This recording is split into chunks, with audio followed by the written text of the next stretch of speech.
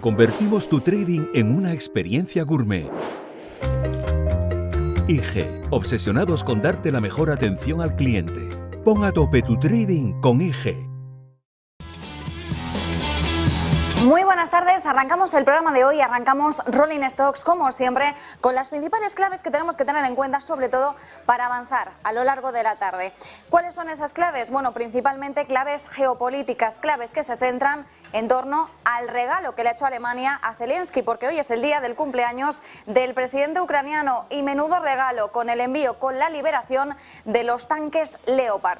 Por supuesto, las claves van a rondar en torno a este movimiento, esta decisión ya definitiva por parte de Alemania. Vamos también a abordar, a analizar las palabras de Olaf Scholz, que entre ellas, atención, y aquí lo dejamos en una de las claves, dice que mediante esta actuación quieren evitar, atención, una escalada de la guerra entre Rusia y la OTAN. ¿De qué forma? Bueno, el Kremlin no lo tiene tan claro que se vaya a evitar una escalada. Es más, la reacción por parte de Rusia, cuando se ha pronunciado al conocer esta decisión alemana, ha sido que esto supone, desde luego, una escalada del conflicto. Lo ha dejado muy claro Rusia. Esto supone que el conflicto, que la guerra, pasa a un nivel superior. Pero bueno, más allá de los tanques Leopard, hay vida, sí.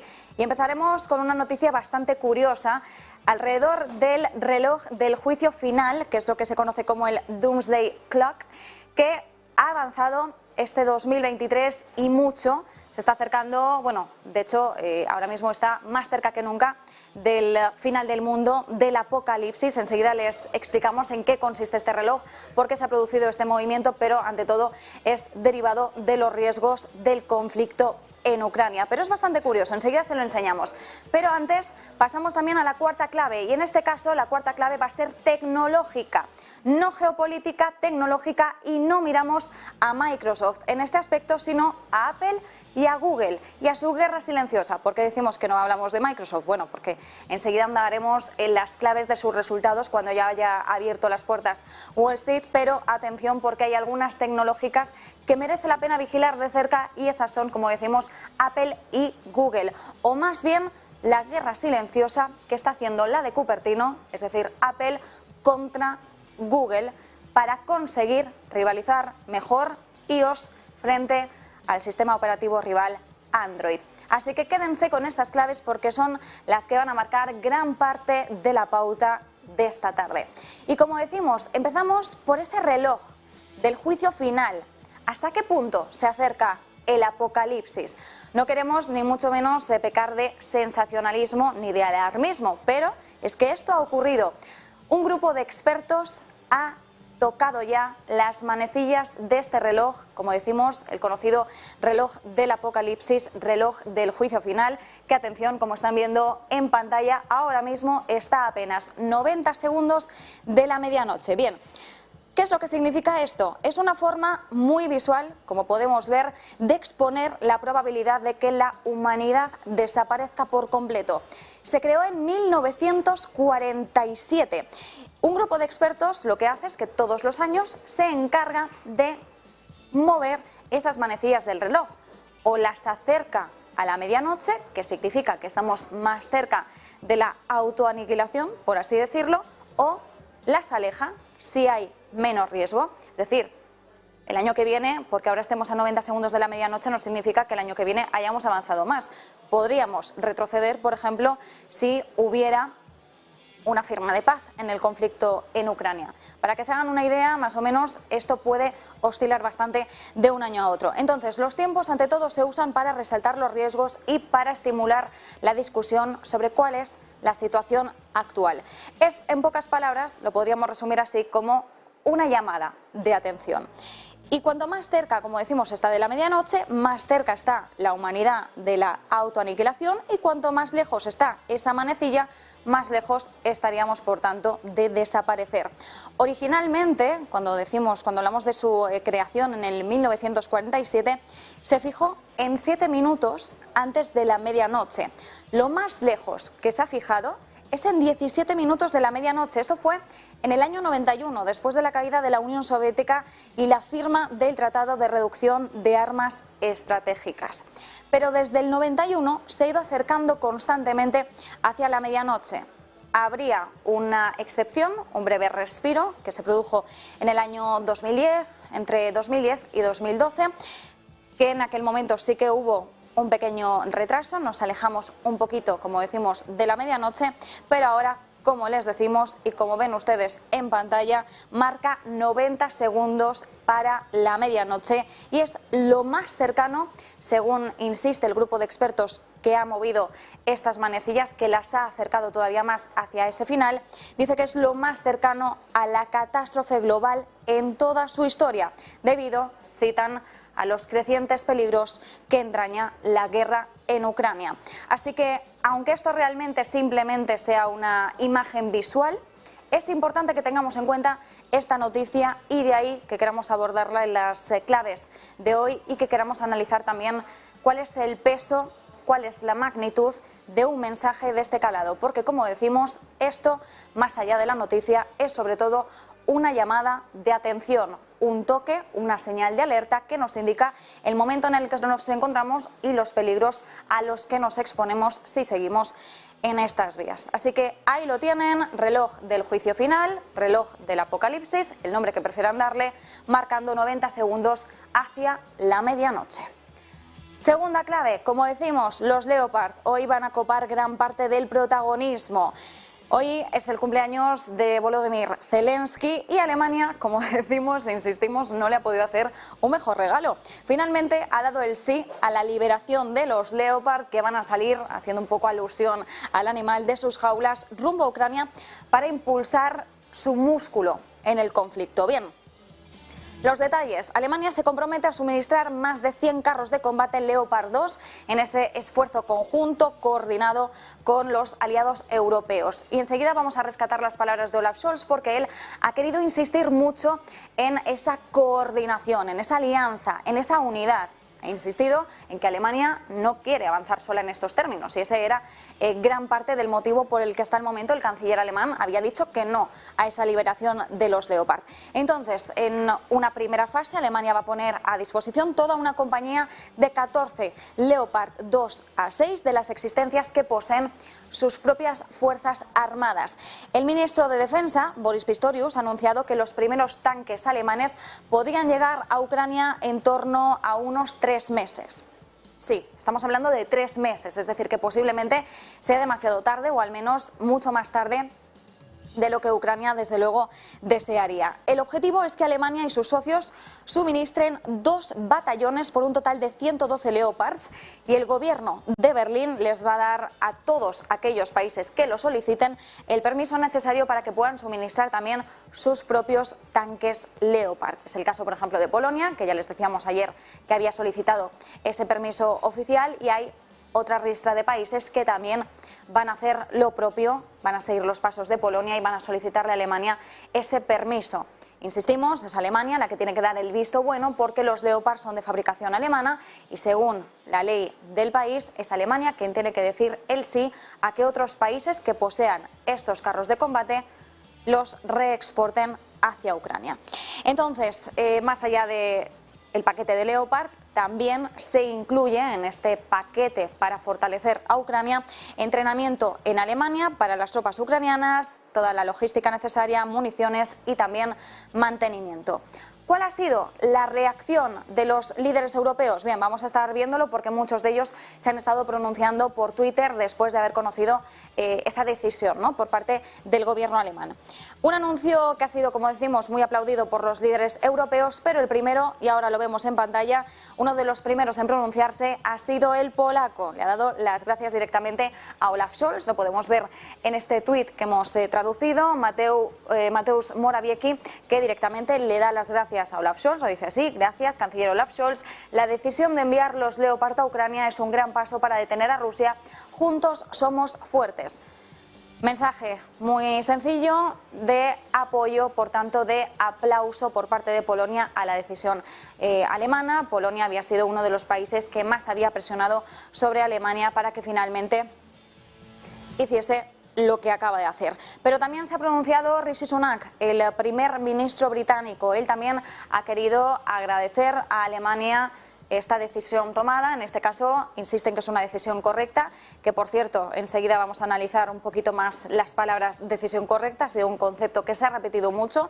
El propio Olaf Scholz también ha acuñado estos mismos términos. Dice, bueno, decisión correcta de los aliados, de la OTAN, el enviar los tanques Leopard.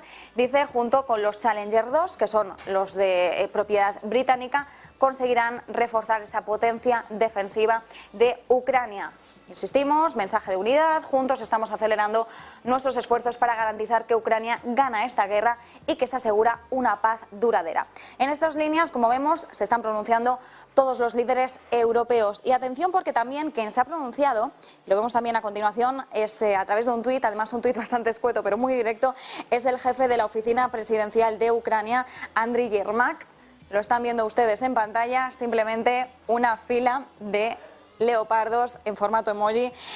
Bueno, él mismo, más allá de este tuit, ha dicho que se ha dado un primer paso, que el siguiente sería una coalición de tanques. Bien, pues aquí podríamos ver ilustrada esa coalición de tanques Leopard por parte de Yermak, pero más allá de las reacciones de los líderes, más allá del aplauso que se le está destinando ahora mismo a Alemania, también tenemos que poner la mirada sobre Estados Unidos. ¿Qué ocurre con Estados Unidos? Recordemos que Alemania decía que no iba a mandar los Leopard si Estados Unidos no mandaba sus Abrams.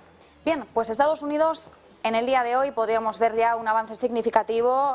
Hoy se espera que pueda anunciar también el envío de su principal carro de combate, el M1 Abrams, una medida que por tanto ya nos indicaría que Washington deja de resistirse a la negativa. Recordemos que el argumento de peso que destinaba Estados Unidos para dar ese no era que, bueno, era muy costoso el envío, que era mucho más fácil, mucho más accesible directamente mandar Leopard, que ya se encuentran en Europa. Decía que el envío de los tanques Abrams era demasiado costoso, era costoso también el combustible, poder trasladarlo, poder también operarlo, tener que enseñar a las tropas ucranianas a poder llevar el tanque. Así que bueno, parece que Estados Unidos podría también ceder y podría estar dispuesto, por tanto, finalmente a dar ese apoyo y también de alguna forma agradecer el movimiento o el primer paso de Alemania, dando también otro paso. Bueno, como decimos, claves bastante bélicas, claves bastante geopolíticas centradas en Ucrania. Y a continuación vamos a escuchar cuáles han sido las palabras de Olaf Scholz. Él mantiene que enviar los Leopard a Ucrania es lo correcto. Por eso les decíamos que se quedaran con el término decisión correcta, con esa frase, porque la han estado repitiendo todos los líderes europeos, siguen afianzándose en esos términos y Olaf Scholz también lo ha hecho. Dice que es correcto ayudar de forma coordinada a Ucrania mediante el suministro de armas. Ha señalado que Alemania es líder en el suministro de armas en Europa y por eso ha tomado esa decisión de brindar la mayor ayuda posible. Insiste en que la guerra no está tan lejos de Berlín. Ha dicho, la guerra está ocurriendo en territorio europeo, no nos pilla tan lejos, así que eso lo tenemos que tener en cuenta, y dice que por eso hay que hacer todo lo posible para ayudar a Ucrania. Y quédense con esta frase porque esto es bastante relevante y probablemente muchos de ustedes lo van a cuestionar. Ha dicho que lo que se quiere es evitar la escalada a toda costa, que hay que evitar la guerra entre Rusia y la OTAN. Lo ha dicho así, escuchen.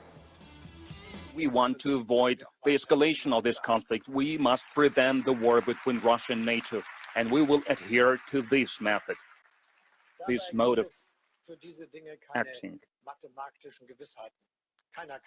I have to say that it is hard to speak about clear formulas about mathematical precision. It is hard to anticipate what decisions are right and what decisions are not. So we made a decision to move forward, and we plan to continue to adhere to this principle. This is the only principle one can use in such a dangerous situation. This is the only way to enhance security of Germany and Europe. Pero aunque Scholz y otros líderes europeos, como decimos, hablan de una decisión correcta, no todos están de acuerdo. El embajador ruso en Alemania, sin ir más lejos, hablamos de Sergei Neachev, ha afirmado que el país ha incumplido cuando habla del país se refiere a Alemania, su responsabilidad histórica en alusión a la Segunda Guerra Mundial. Sus palabras textuales en un comunicado, se las leemos, han sido las siguientes. Dice que la decisión de Berlín significa la renuncia definitiva de la República Federal de Alemania a reconocer la responsabilidad histórica ante el pueblo ruso por los terribles crímenes del nazismo durante la Gran Guerra que no prescriben. Además, ha alegado que Alemania deja de lado el difícil camino de reconciliación entre rusos y alemanes durante la posguerra. Califica esto de una decisión extremadamente peligrosa. Bueno, ya hemos visto también a lo largo de los últimos días cómo Rusia ha dicho que esto dificultaría todavía más las relaciones a futuro entre Alemania y Rusia. Sin embargo, en su comparecencia, Olaf Scholz ha hablado de una provocación por parte de Rusia, por sus actos, por sus palabras, y también ha insistido en que hay que seguir actuando de forma coordinada en esta misma línea. Insistimos, coordinación ha sido la palabra clave.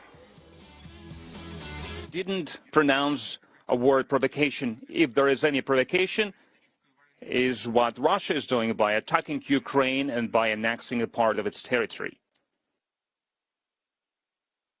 But I would like to be clear on what is the difference.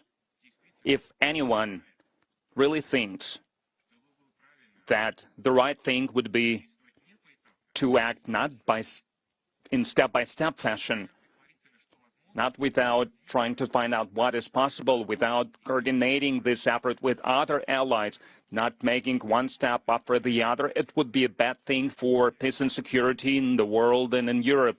That's why I am saying that we used to work like this in the past too. We coordinated our efforts with our friends and allies, and that's how we are going to continue to act. Como decíamos, Olaf Scholz al principio de esa comparecencia hablaba de evitar una escalada del conflicto y sobre todo evitar que siga avanzando en términos de enemistar más a la OTAN y a Rusia.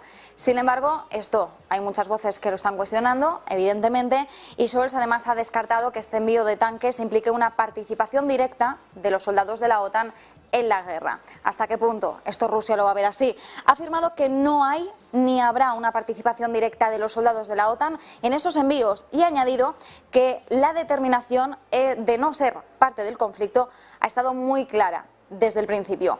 El Kremlin, como decimos, por supuesto, no opina así, dice que el envío de tanques es un plan destinado al fracaso, eso por una parte, y por otra dice que esta decisión por parte de Alemania es extremadamente peligrosa, que lleva el conflicto a otro nivel.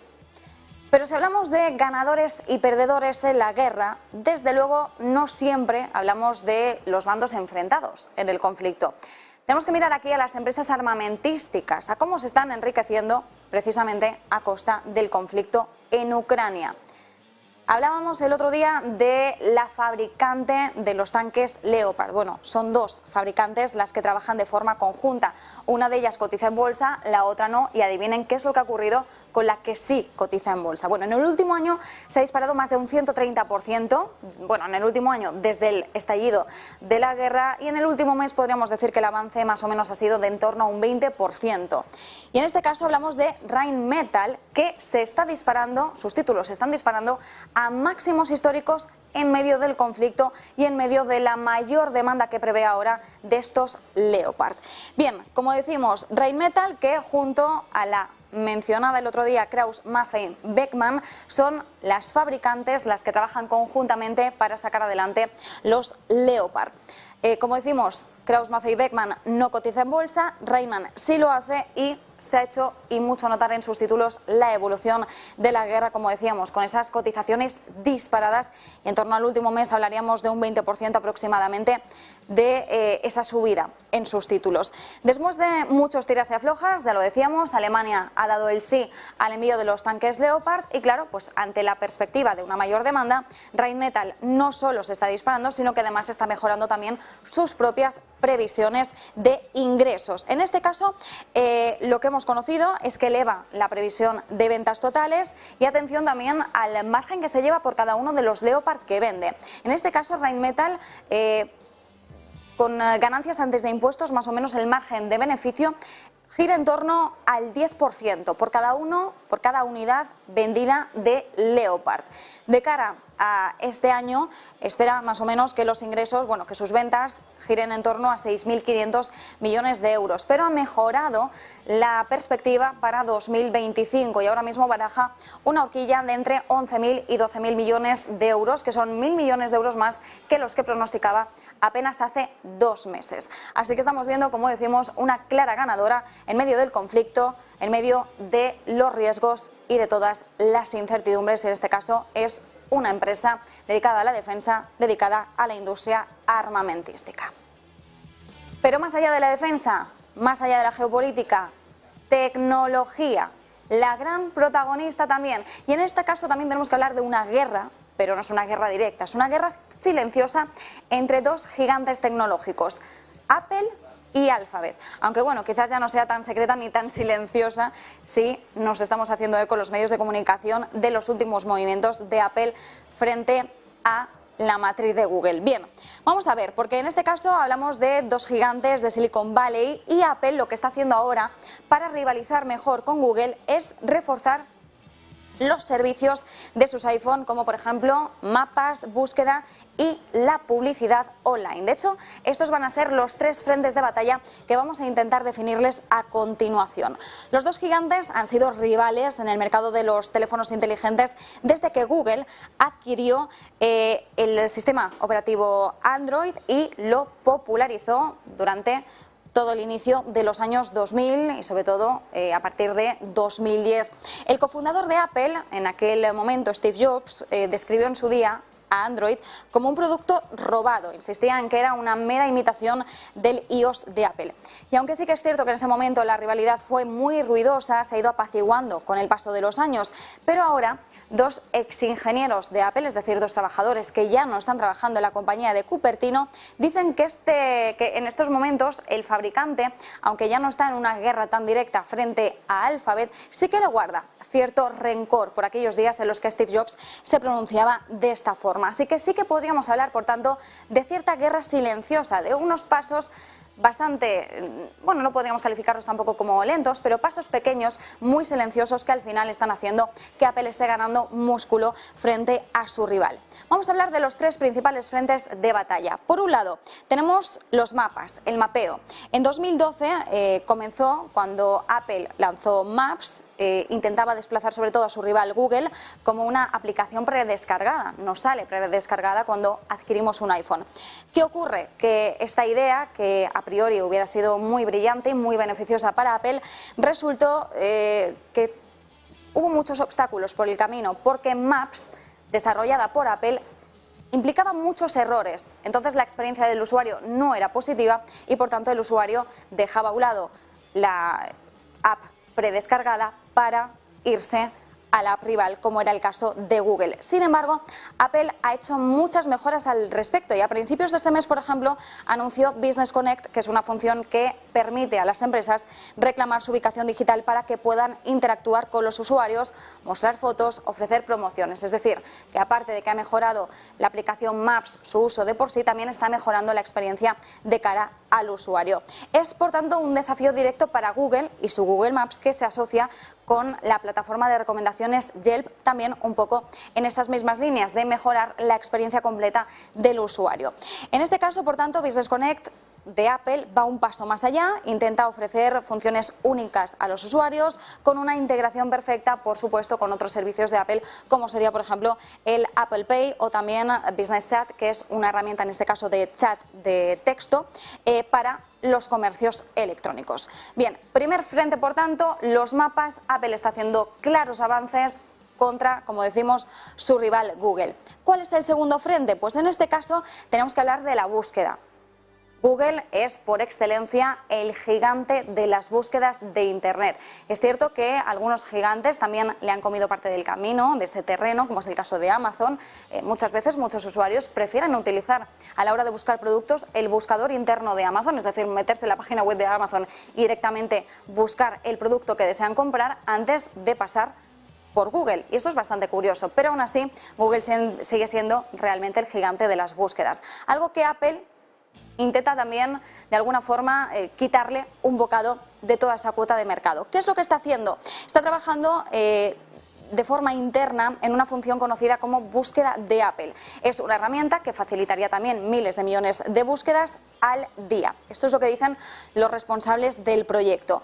En este caso, sobre todo, se refuerza con las búsquedas mediante voz, por ejemplo, mediante Siri, que es el asistente de iPhone, también mediante la escritura de consultas desde la pantalla de inicio del propio dispositivo o también, por ejemplo, a través de una función Spotlight, y en este caso hablamos de los Mac, de los ordenadores.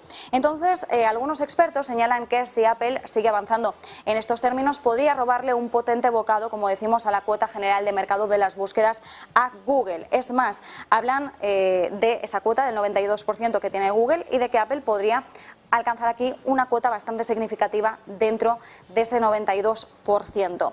De todas formas, Apple antes tendría que Google dejase de ser la herramienta de búsqueda principal. Hombre, tiene formas de hacerlo. Por ejemplo, si Apple consiguiera que su propio sistema de búsqueda fuese lo suficientemente bueno, podría incluso conseguir que muchos usuarios pasasen antes por Apple que no por Google. Pero sí que es cierto que, por ejemplo, Apple podría utilizar alguna estrategia como evitar que Google fuera la aplicación predescargada para las búsquedas. Sin embargo, eso le podría resultar bastante costoso a sus ingresos totales, porque Google le suelta a Apple bastantes billetes para tener esa opción de tener una app de búsqueda predescargada. En este caso, le suelta entre 8.000 y 12.000 millones al año para ser el motor de búsqueda predeterminado del sistema iOS. Así que veríamos también hasta qué punto a Apple le saldría o le sería conveniente, le saldría a cuenta prescindir de esa buena tajada que le aporta Google. Bueno,